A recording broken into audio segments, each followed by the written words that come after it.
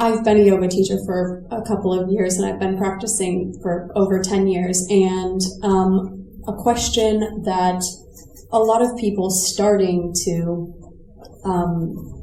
come into this world of self-awareness is, how do I do it? So when you are saying to start going inside and, asking yourself these questions or whatever to try and understand your behaviors, could you give some examples of like what that looks like going inside? Because, and I have a hard time explaining this to people as well, but that, for example, my husband, I'm asking, he's new to all of this, and I have trouble explaining to him what, maybe there are some general, like, inquiries that you ask yourself, such as, like, why do I do the things I do? But are there any other, like, general questions that you could give me just to get people's minds, like, in that space? Like, when you close your eyes and people say, oh, well, think about who you are.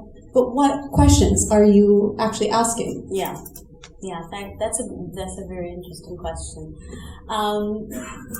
I think the first thing is people want to do it. Really want to do it. Not just, it's be nice to know myself. No, you have to really want to do it, because sometimes it's painful. And I don't think there's a method that fits everyone. For example, I can give you my experience. My experience is a lot regarding meditation, classical meditation, but I've heard people's like, I don't like to meditate and sit down and it's too boring. So do walking meditation, dynamic. There are like tons of types of meditation.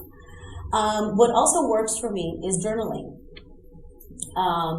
Because at least my brain, and I think this is a trend for all of us, we tend to think so fast, and when we journal, and it can't be on the computer, guys, it really has to be pen and paper, we have to slow our brains down in order to be able to articulate whatever we want to write. It doesn't really have to make sense, so to speak. It's not like a novel, but your thoughts, and when you read it back, you might have a little bit more knowledge of your own self. Like, wow, I had no idea I had this in me.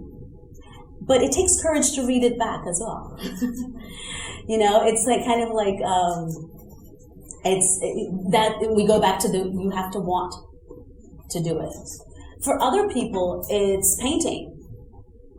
For other people, it's some kind of sport where they're feeling in the flow, like they're just themselves. Like a lot of people in nature or surfing or things like that they really feel, and that's the moments when they feel the truest that they are.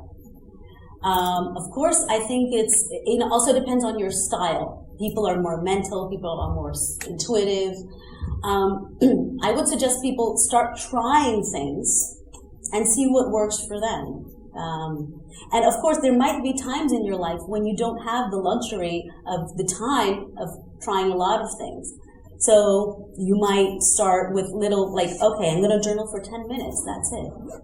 You don't have to, use a whole notebook every time you write anything down. Or some days it's just random words. I don't know.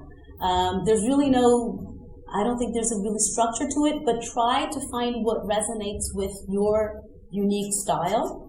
And again, you have to want to do it, or else it doesn't matter what you do, it'll be superficial.